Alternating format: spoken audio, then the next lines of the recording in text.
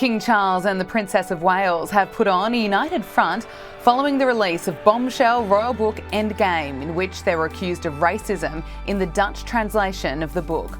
The King and Princess Kate were all smiles as they posed for a photograph with Queen Camilla and Prince William at Buckingham Palace for an annual pre-Christmas event to honour the members of the diplomatic corps. It's the senior royals' first appearance together since the Dutch version of Omid Scobie's book was pulled from the shelves for allegedly suggesting King Charles and the Princess of Wales were the two royals who made remarks about the skin colour of Harry and Meghan's first child, Archie.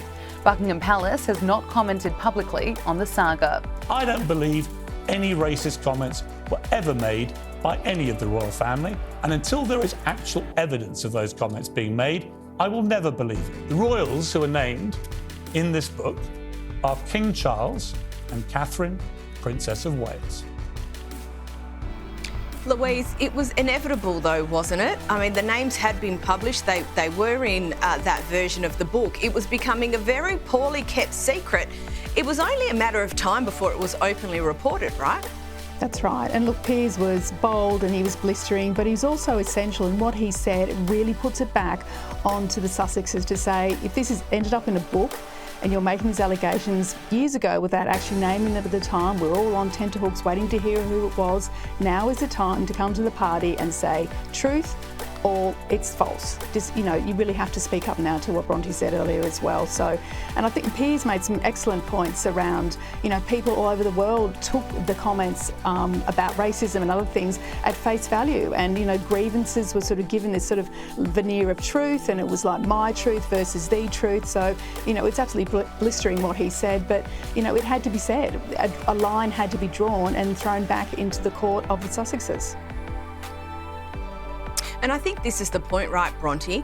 There is now that we know who the names are, there becomes this question about the credibility or the sources behind the allegations. Yeah, absolutely. Look, with all these royal books, of course, the issue is that most of the insiders that are sharing information, and often they are top level, but they're unnamed sources. So we don't really have any way of verifying which claims are most likely to be accurate or where they sit or which camp they've come from.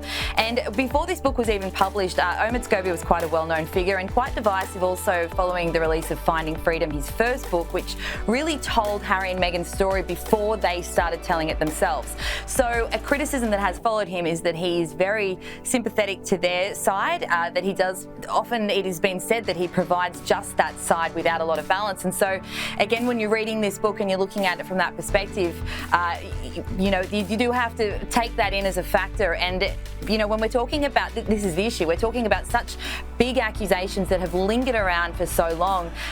We don't know where his source came from with this. He suggests in the book that he has, 8 to 10 people in the room when all these really important conversations happen. But I think this stems largely from a letter that was sent between Meghan and Charles, allegedly. So in that case, you have to imagine that there'd be significantly less people looking at it. So again, you wonder who the sources are. And this is the problem with royal books often.